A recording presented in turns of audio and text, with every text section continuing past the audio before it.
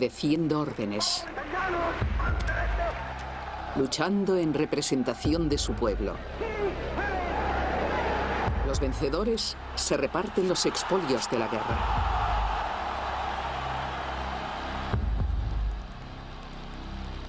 Es solo un juego, pero detrás de la imagen del fútbol hay toda una historia de coacciones, corrupción y manipulación por parte de los tres fascistas más poderosos del siglo XX. In uns marschiert Deutschland und hinter uns kommt Deutschland. Mussolini, Hitler y Franco explotaron la popularidad del fútbol en beneficio de sus propios regímenes fascistas. Mussolini sobornó árbitros y asumió el control de la organización de la Copa del Mundo de 1934. Bajo Hitler, los nazis intimidaron, amenazaron e incluso asesinaron a jugadores que no se plegaban a sus voluntades. Franco manipuló sin miramientos a una afición española ya profundamente dividida. La peligrosa relación entre fascismo y fútbol ensombreció Europa durante la mayor parte del siglo XX.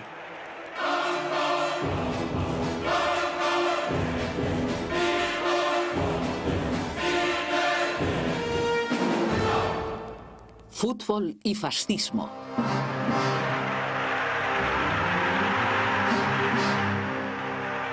La Copa del Mundo se inauguró en 1930, cuando el fútbol se erigía en un modo para expresar la competencia sana entre naciones. El fútbol se estaba revelando como un deporte internacional en torno al cual iban a moldearse y manipularse las identidades nacionales. Sería el deporte que representaría a las naciones en la escena mundial.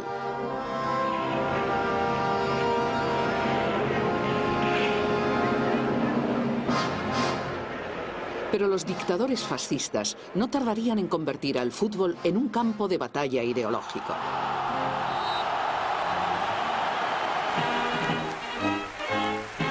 La relación entre el fascismo y el fútbol comenzó en Italia. El 28 de octubre de 1922 subió al poder el Partido Fascista Italiano.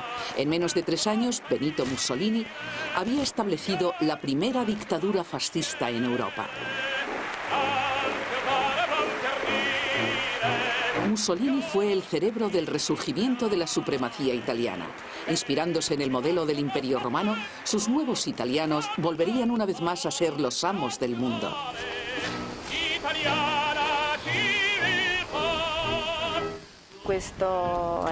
Mussolini quería propagar su imagen del nuevo italiano. Este sería un hombre valiente, físicamente atractivo, vigoroso, deportista. Pero aún con todas las imágenes que se nos vienen a la mente de Mussolini, sin camisa, esquiando, pilotando un avión, montando a caballo, nadando, con un balón en el pie, jugando al fútbol, no. A Mussolini no le gustaba el fútbol, pero como antiguo editor de un periódico, era plenamente consciente de su poder propagandístico para influir en la opinión pública. Sabía que al ser un deporte de masas, podía utilizarlo para ganarse el apoyo de una nación a la que empujaría brutalmente hacia un régimen fascista. Oportunismo. Oportunismo es la palabra clave para explicar por qué este matrimonio entre el fascismo y el fútbol funcionó tan bien, especialmente en el caso de Italia. El gobierno necesitaba el apoyo popular, y el apoyo popular en Italia estaba en el fútbol. Uber Gradella, el guardameta del Lazio romano, recuerda el cambio de actitud que se produjo en todo el país. La atmósfera era completamente diferente entonces. Todos proveníamos de las juventudes fascistas. Te adoctrinaban de una manera distinta a la de entonces. Nos lavaban el cerebro para que pensáramos de cierta manera. El fútbol para nosotros era el no va más. Oír el himno de la patria era algo distinto. Te sentías, te emocionabas. A Mussolini se le presentó la oportunidad perfecta para aprovecharse de la enorme popularidad del fútbol cuando la segunda Copa del Mundo se celebró en Italia en 1934. Before the game commences, the great Italian crowd roars a welcome to Signor Mussolini. Se celebró en Italia y la organizó Italia. Suponía una oportunidad para demostrarle al mundo lo que Italia estaba haciendo, y no solo se preocuparon de cumplir con el horario, como asevera el dicho, también demostraron que podían organizar una buena Copa del Mundo y que podían arreglar una victoria para el equipo italiano.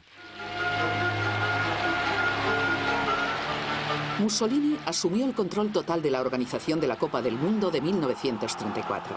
Estaba decidido a sacar provecho para Italia a la menor ocasión.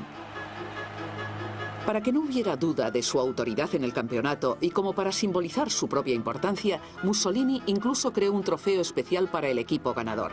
Haría todo lo que estuviera en su mano para asegurarse de que el trofeo se quedara en casa. La megalomanía de Mussolini es muy peculiar. Y un símbolo fantástico de ello es la llamada Copa del Duce, que es unas 6 veces más grande que la Copa del Mundo. Cuando acabó la Copa del Mundo, el presidente de la FIFA, en su correspondencia diaria con su secretario general, decía: tengo la impresión de que no ha sido la FIFA la que realmente ha organizado la Copa del Mundo, sino Mussolini. El Duce y la nación representan a todo el mundo. Y para la iconografía esto es absolutamente fundamental. No contento con la ventaja de jugar en casa, Mussolini decidió qué árbitros oficiarían los partidos. Esto resultaría decisivo en su búsqueda de la victoria. Pero el rival de Italia en la semifinal amenazaba con echar al traste los planes de Mussolini. El equipo austriaco, el favorito a priori, destacaba por su elegante juego y su gran talento. Su jugador estrella, Matthias Sindelar, era uno de los mejores delanteros centro del mundo. Las lluvias torrenciales habían convertido el campo del Milán en un barrizal, minando el incisivo juego de pase del equipo austriaco. Pero los austríacos se enfrentaban a algo más que la lluvia y la determinación del equipo italiano. Mussolini había elegido como árbitro para la semifinal al joven sueco Ivan Ekman. Incluso hoy en día se sigue afirmando que cenaron juntos la noche anterior al partido para discutir tácticas. Josef Bischan jugó con el equipo austríaco en ese partido. Hasta el día de su muerte, en 2001, mantuvo que el partido había sido amañado.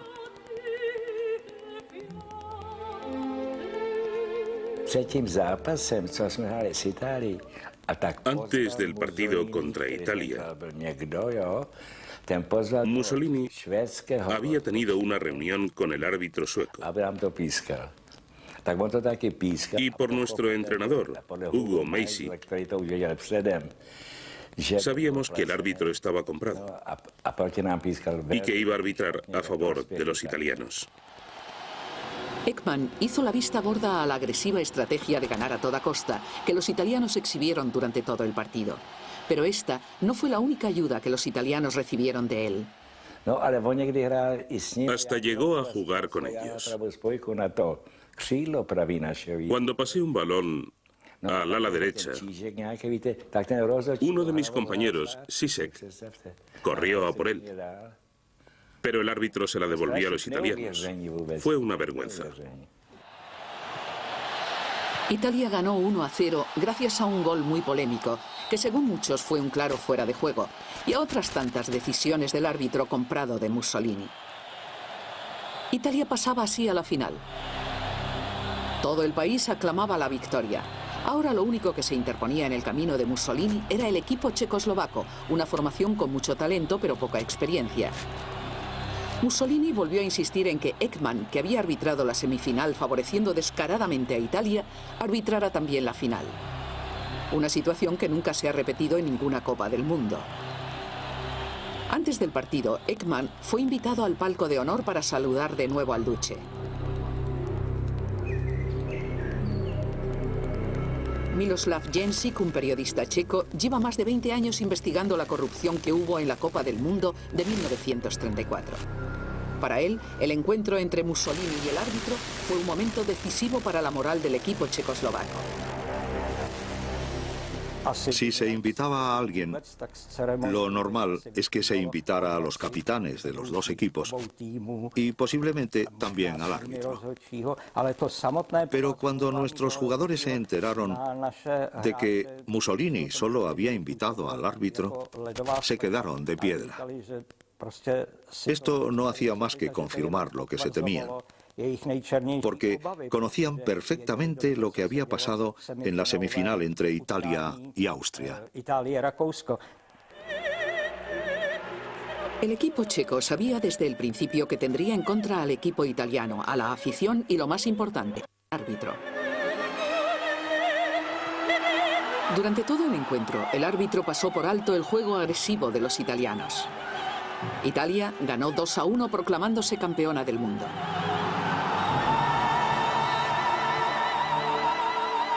El equipo italiano, con su victoria, contribuyó más que nunca a cimentar la popularidad del Duce.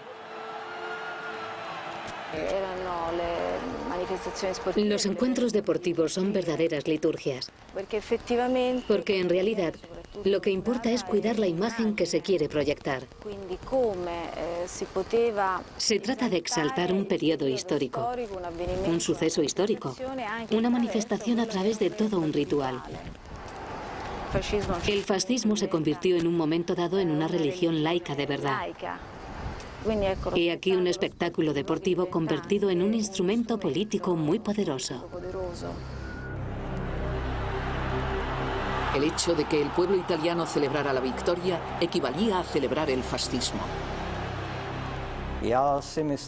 La información que tenemos es fidedigna. Y por ella sabemos que la victoria italiana en la Copa del Mundo fue algo análogo a lo que Hitler logró hacer.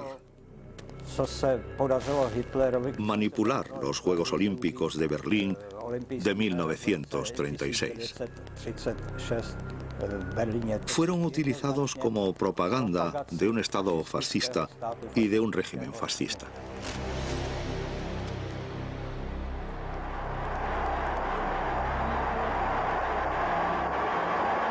La manipulación que Mussolini hizo del fútbol no pasó desapercibida. Hitler, el maestro de la propaganda, iría mucho más lejos convirtiendo la manipulación del deporte en un arte.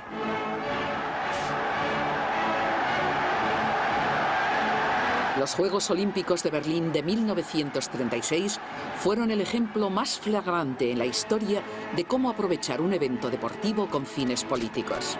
Hitler utilizó los Juegos Olímpicos como una oportunidad para exhibir ante el mundo la impecable organización del Estado alemán, la fuerza de la ideología nazi y la superioridad de la raza aria.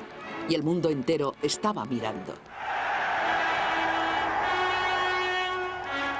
El equipo olímpico alemán ganó más medallas que nadie.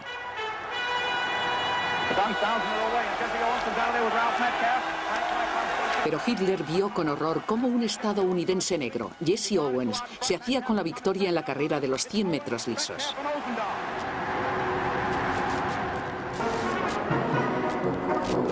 Cuatro días más tarde le prometían a Hitler una victoria olímpica aplastante en el campo de fútbol que lograría eclipsar la humillación de los días anteriores.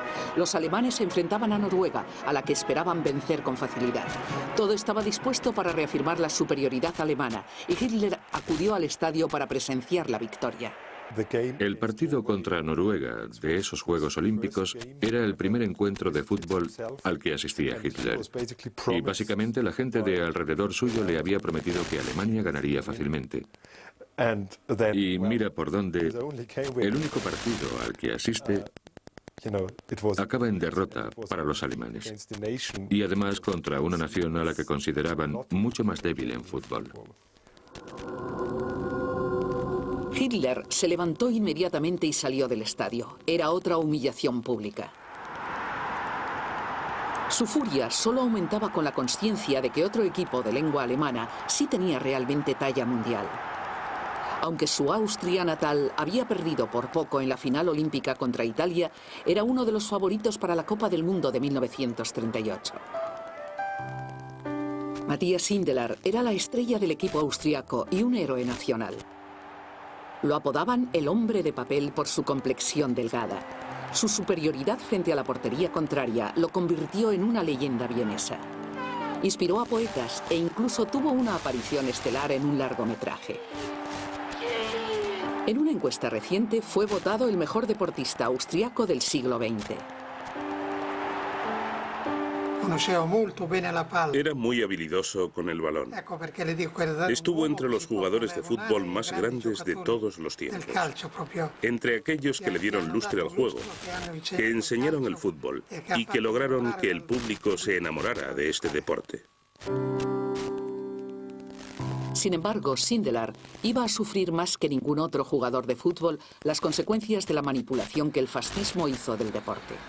Egon Ulbricht se crió con Sindelar en las calles de Favoriten, una ciudad cercana a la frontera entre Austria y Checoslovaquia.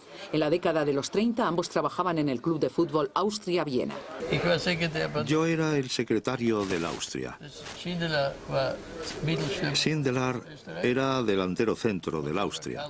Y este es Karl Blau, el campeón de Europa del peso pluma. Cindy era uno de los mejores jugadores y el más popular.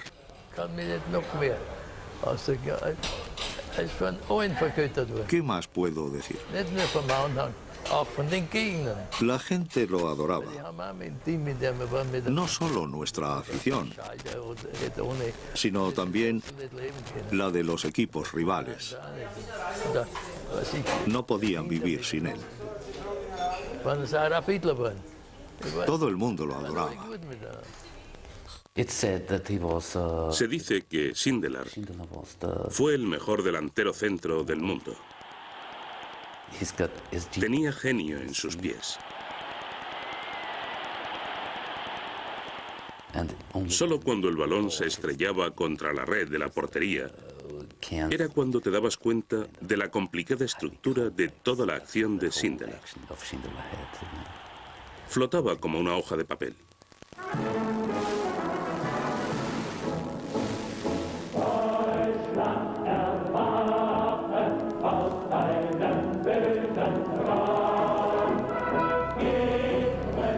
En marzo de 1938, Alemania se anexionó a Austria.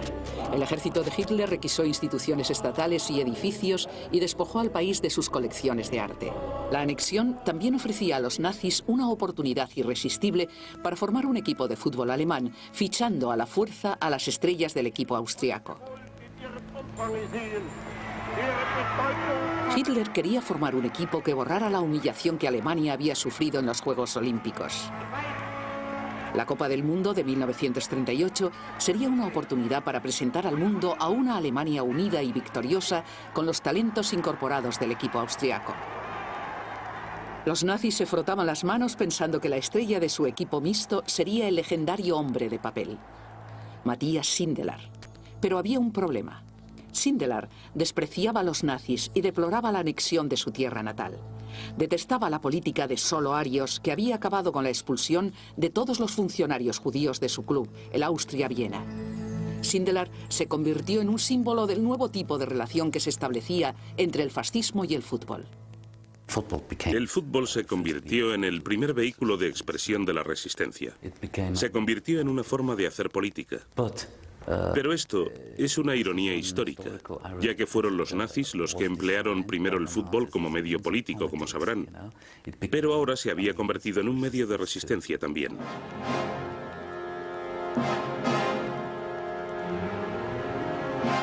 A pesar de las intimidaciones y de las amenazas del Ministerio de Deportes del Reich de Hitler, Sindelar se negó a jugar con el nuevo equipo mixto alemán.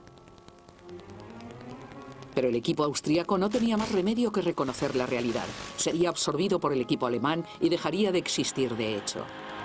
Su último encuentro como nación independiente sería un supuesto partido amistoso contra Alemania. Sindelar era el capitán. En 1938 se celebró un gran partido, una especie de partido de despedida del equipo de fútbol austríaco. El encuentro pretendía ser un símbolo de la fraternidad entre las dos naciones. Los nazis querían que el encuentro fuera una victoria propagandística para Alemania, pero los austríacos seguían teniendo el mejor equipo.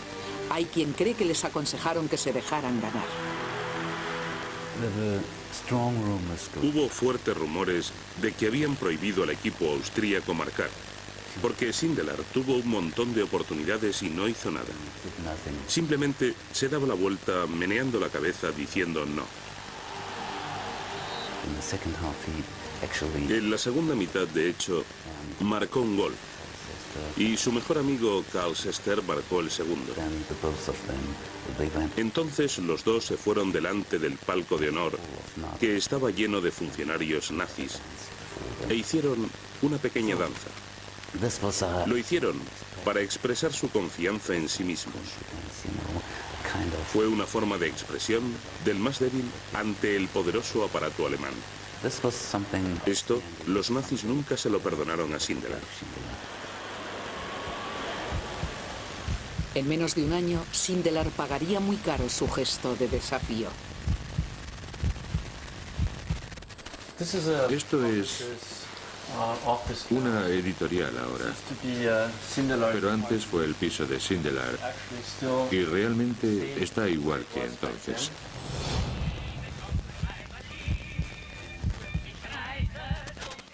Las habitaciones no se han tocado. Este es el pasillo y este es su cuarto de baño.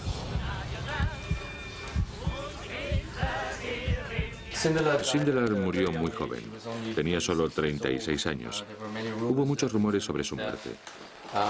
Dicen que es posible que fuera asesinado, pero quién sabe. Matthias Sindelar murió el 23 de enero de 1939. Las circunstancias de su muerte siguen siendo un misterio.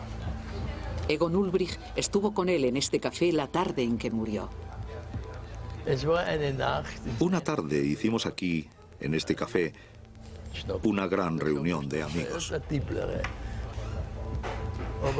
Hubo una gran partida de cartas y se apostó mucho dinero. Creo que querían tomarle un poquito el pelo a Cindy. Probablemente hacerle trampas también. Y estuvimos jugando toda la noche y, por supuesto, también se bebió mucho. Y entonces lo encontraron. Al que primero avisaron fue a mí. Cindy ha muerto. Se lo han encontrado tirado, envenenado.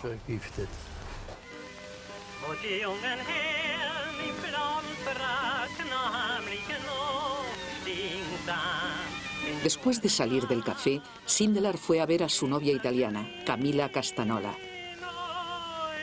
Se bebieron una botella de vino entre los dos y se quedaron dormidos.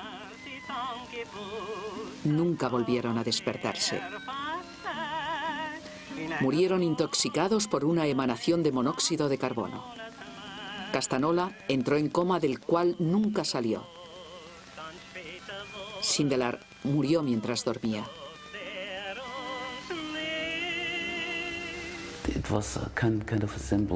Para el fútbol vienés, fue simbólico que Matthias Sindelar muriera en 1939.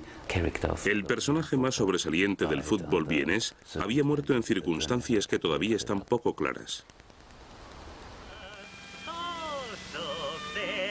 Muchos sospecharon que había habido juego sucio.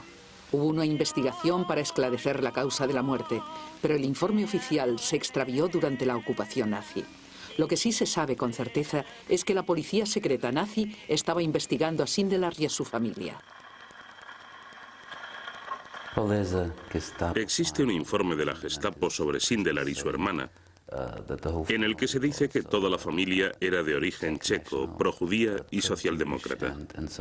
Esta declaración equivale prácticamente a una sentencia de muerte.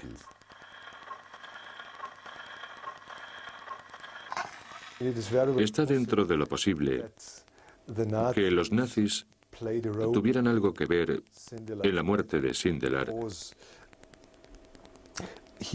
ya que Sindelar era un símbolo del patriotismo austríaco también. Sin lugar a dudas, era una persona peligrosa para este proceso de fusión. Debido a la falta de informes oficiales de la época, la causa real del fallecimiento del jugador ha sido desde entonces objeto de disputa y especulación. Para muchos austriacos, los nazis, ya fuera directa o indirectamente, mataron a Sindelar, a uno de los mejores futbolistas del mundo. Para mí, está claro que Sindelar se suicidó, porque si ya no podía jugar al fútbol, tampoco podía seguir viviendo. En el momento en que no pudo ya expresarse a través del juego y a través de su interpretación del juego, no le quedó otra que quitarse la vida.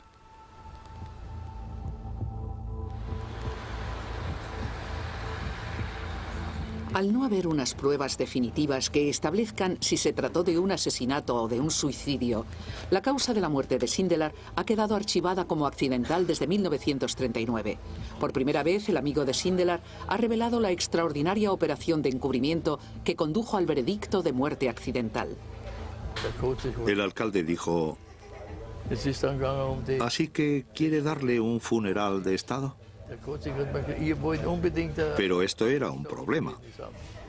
Dijo: escuche, sé que Cindy se lo merece, pero según las normas de los nazis, a una persona que ha sido asesinada o se ha suicidado, no se le puede dar ese honor.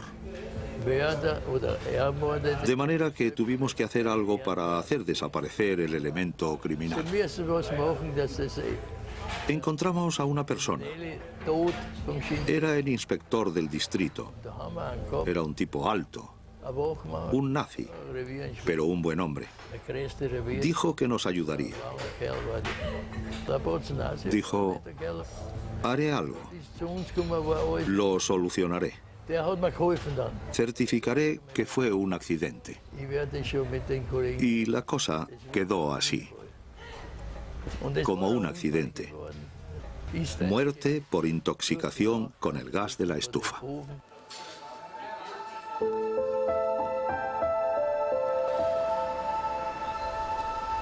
Sindelar recibió el funeral de Estado que su amigo había negociado para él.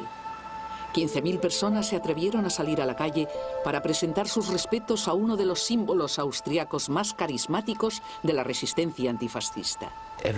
Todos los años viene gente para recordar el día de su muerte. Alguien dijo una vez que a Sindelar lo querían todos los vieneses que lo habían conocido. Eso equivale a decir que todos los vieneses lo quisieron. And here is the paper which bears his name upon it as well as mine. Gran Bretaña, por entonces, ponía en práctica su política contemporizadora hacia Alemania. El fútbol contribuía a proyectar una atmósfera de normalidad en medio del clima de nerviosismo e incertidumbre reinantes. 2 meses después de que Alemania se anexionara a Austria, Inglaterra viajaba a Berlín para jugar contra Alemania. 115,000 spectators packed the Great Olympic Stadium and are rewarded by an orgy of scoring. El resultado de 6-3 para Inglaterra fue bueno para la moral de los británicos, pero no afectó en nada al prestigio de Alemania. Perder contra Inglaterra en esa época no era nada fuera de lo corriente, porque todo el mundo perdía contra los ingleses en esa época. Además, a Hitler lo que le importaba más que nada era el efecto propagandístico del juego. El encuentro se utilizó para asegurar al público británico que Alemania no era la agresora que todo el mundo creía. El hecho de que Inglaterra jugara un partido de fútbol en Berlín legitimizaba el régimen de Hitler. El gobierno británico estuvo sometido a mucha presión para que suspendiera el partido, pero no lo hizo. Es más, es muy curioso porque dijeron: no podemos hacer eso porque nosotros no intervenimos en el deporte. Por supuesto sabemos que las cosas no son así, pero esa fue la razón principal que alegaron para no suspender el encuentro. De puertas adentro, el gobierno admitía que una de las razones por las que no quería suspender el partido era porque eso podría perjudicar a su política de contemporización. El gobierno británico actuó en connivencia con los nazis y su política contemporizadora quedó patente en el terreno de juego, con unas imágenes del equipo inglés haciendo el saludo nazi que dieron la vuelta al mundo. And the English team in white shirts give the Nazi salute during the German national anthem. Para el gobierno británico, creo que esto era de gran significación política. porque era una manera de refrendar la política de contemporización de Neville Chamberlain, la cual condujo al Tratado de Múnich, por el cual se dio carta blanca a Alemania para que invadiera Checoslovaquia. El Ministerio de Asuntos Exteriores aconsejó al equipo de Inglaterra que hiciera el saludo nazi, lo cual fue incluso más mortificante si cabe por el hecho de que Hitler ni siquiera asistió al encuentro. La acción se criticó duramente en todas partes, ya que suponía una peligrosa aceptación del régimen nazi de Hitler.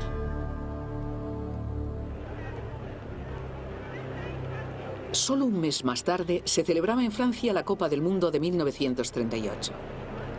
A la campeona, Italia, le tocaba jugar contra la anfitriona, Francia, en la segunda ronda. Italia hizo un gesto de desafío presentándose en el terreno de juego con las camisetas negras del fascismo.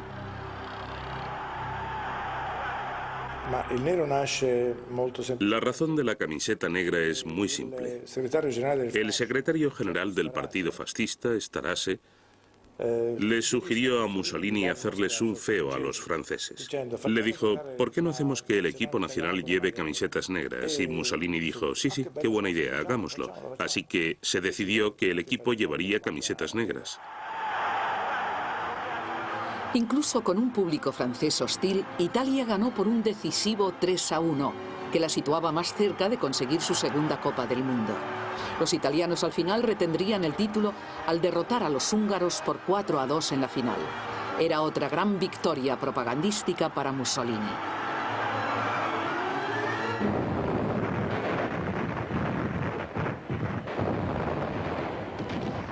La ausencia de España en la Copa del Mundo de 1938 no había pasado desapercibida.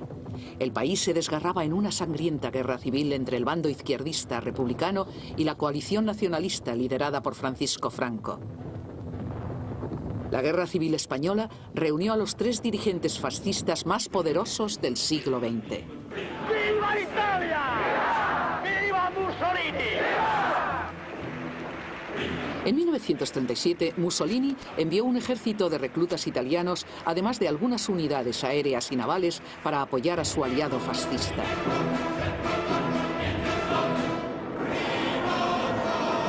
Al mismo tiempo, la Luftwaffe de Hitler devastaba la indefensa ciudad de Guernica. Estas intervenciones fueron decisivas.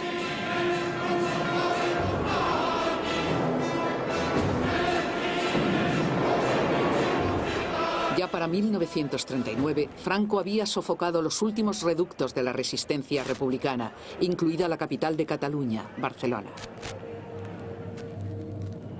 Pero con la derrota de los aliados fascistas tras la Segunda Guerra Mundial, Franco se quedaba aislado políticamente. Habiendo permanecido neutral en la guerra, aunque implícitamente había apoyado a Hitler, el régimen fascista de Franco logró sobrevivir. Pero a un gran precio.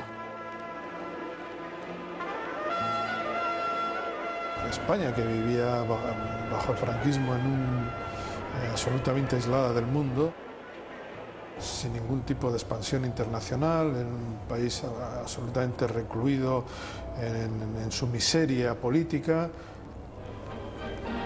culpabilizado además por el apoyo que había recibido Franco de los gobiernos fascista italiano y nazi alemán. Evidentemente necesitaba algún tipo de bandera, cualquiera le servía, y no tenía banderas a la vista. Era un país pobre, era un país donde sus élites intelectuales habían tenido que exiliarse después de la guerra.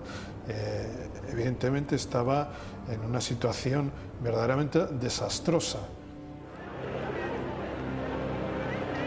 Como Mussolini y Hitler, Franco tampoco tenía al principio mucho interés por el fútbol, pero no tardó en darse cuenta de que este deporte podía ayudarle a consolidar su control sobre España. Adoptó el club de fútbol más importante de la capital, el Real Madrid, como encarnación simbólica de su dictadura fascista. El Barça, el Barcelona Club de Fútbol, pasaba a su vez a ser el foco de la resistencia republicana contra el régimen de Franco y su opresión de la cultura catalana. Cuando Gary Lineker fichó por el Barcelona en 1986, no tardó en percatarse del amargo legado que habían dejado los años del franquismo. Cuando llegué al Barça no sabía nada de la rivalidad entre el Madrid y el Barcelona. Solo sabía que eran dos clubes muy importantes. Pero no tardé en darme cuenta de la intensa rivalidad, hasta diría odio, que se profesaban los dos equipos.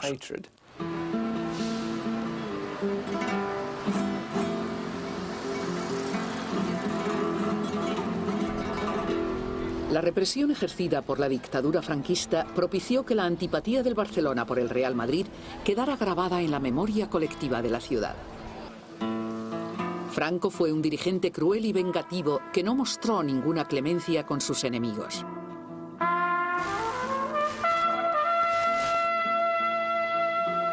Barcelona sigue exhibiendo las cicatrices de una guerra civil donde la vida se vendía barata. Los muros acribillados a balazos de las iglesias son testigos de la masacre rutinaria de miles de personas ejecutadas en aras del fascismo. En España nadie estaba a salvo.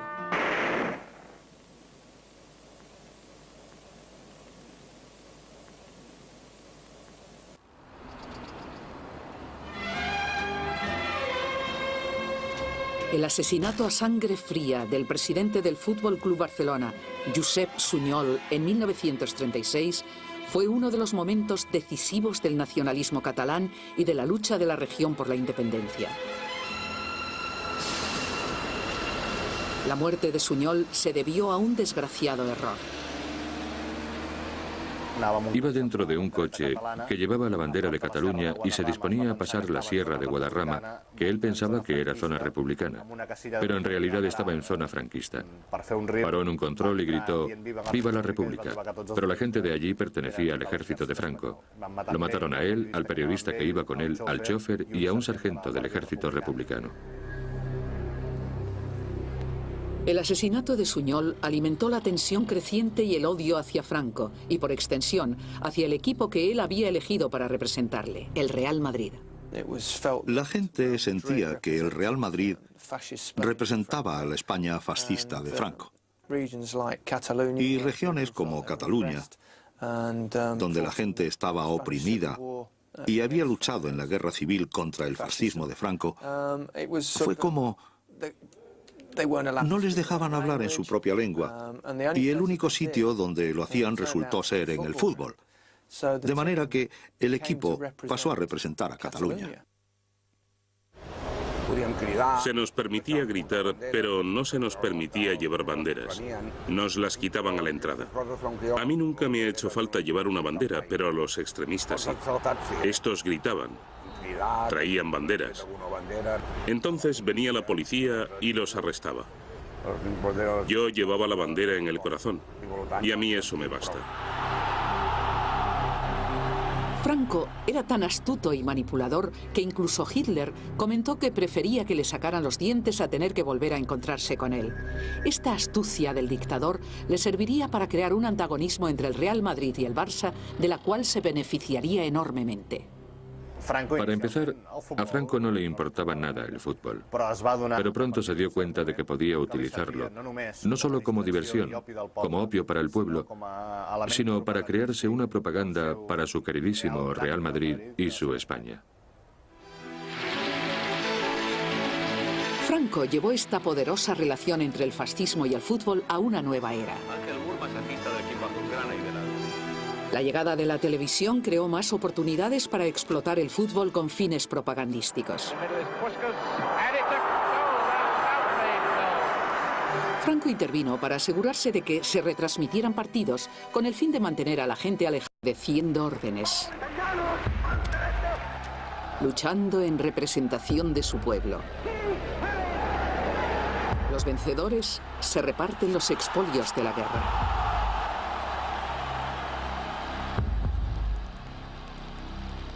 Es solo un juego, pero detrás de la imagen del fútbol hay toda una historia de coacciones, corrupción y manipulación por parte de los tres fascistas más poderosos del siglo XX. In uns marschiert Deutschland und hinter uns kommt Deutschland. Mussolini, Hitler y Franco explotaron la popularidad del fútbol en beneficio de sus propios regímenes fascistas. Mussolini sobornó árbitros y asumió el control de la organización de la Copa del Mundo de 1934. Bajo Hitler, los nazis intimidaron, amenazaron e incluso asesinaron a jugadores que no se plegaban a sus voluntades. Franco no tardarían en convertir al fútbol en un campo de batalla ideológico.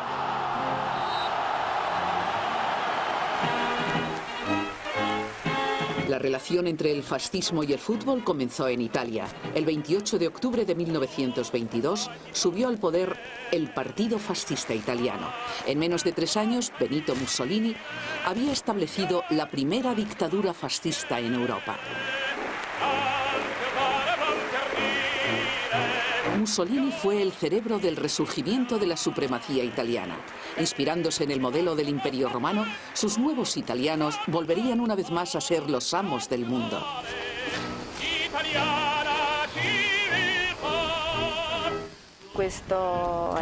Mussolini quería propagar su imagen del nuevo italiano. Este sería un hombre valiente, físicamente atractivo, vigoroso, deportista. Pero aún con todas las imágenes que se nos vienen a la mente de Mussolini, era completamente diferente entonces. Todos proveníamos de las juventudes fascistas. Te adoctrinaban de una manera distinta a la de entonces. Nos lavaban el cerebro para que pensáramos de cierta manera. El fútbol para nosotros era el no va más. Oír el himno de la patria era algo distinto. Te sentías, te emocionabas. A Mussolini se le presentó la oportunidad perfecta para aprovecharse de la enorme popularidad del fútbol cuando la segunda Copa del Mundo se celebró en Italia en 1934. Before the game commences, the great Italian crowd roars a welcome to Signor Mussolini. Se celebró en Italia y la organizó Italia. Suponía una oportunidad para demostrarle al mundo lo que Italia estaba haciendo, y no solo se preocuparon de cumplir con el horario, como asevera el dicho, también demostraron que podían organizar una buena Copa del Mundo. Sin camisa, esquiando, pilotando un avión, montando a caballo, nadando, con un balón en el pie. ¿Jugando al fútbol? No. A Mussolini no le gustaba el fútbol, pero como antiguo editor de un periódico, era plenamente consciente de su poder propagandístico para influir en la opinión pública. Sabía que al ser un deporte de masas, podía utilizarlo para ganarse el apoyo de una nación a la que empujaría brutalmente hacia un régimen fascista. Oportunismo. Oportunismo es la palabra clave para explicar por qué este matrimonio entre el fascismo y el fútbol funcionó tan bien, especialmente en el caso de Italia. El gobierno necesitaba el apoyo popular, y el apoyo popular en Italia estaba en el fútbol. Uber Gradella, el guardameta del Lazio romano, recuerda el cambio de actitud que se produjo en todo el país. La atmósfera era... Manipuló sin miramientos a una afición española ya profundamente dividida. La peligrosa relación entre fascismo y fútbol ensombreció Europa durante la mayor parte del siglo XX.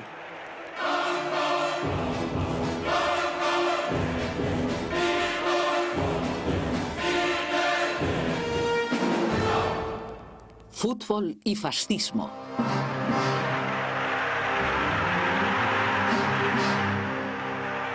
La Copa del Mundo se inauguró en 1930, cuando el fútbol se erigía en un modo para expresar la competencia sana entre naciones.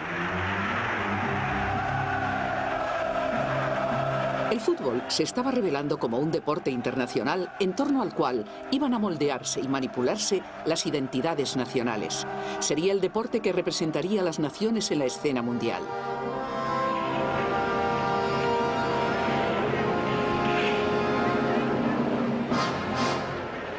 Pero los dictadores fascistas